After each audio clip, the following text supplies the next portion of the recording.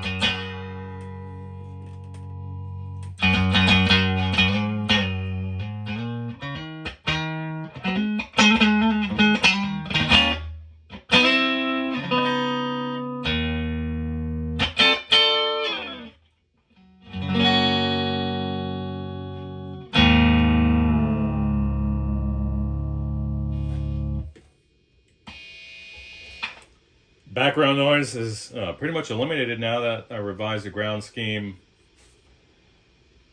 So I love this amp. Not a fan of every aspect of its construction, but man, a good sound on amp is a good sound on amp.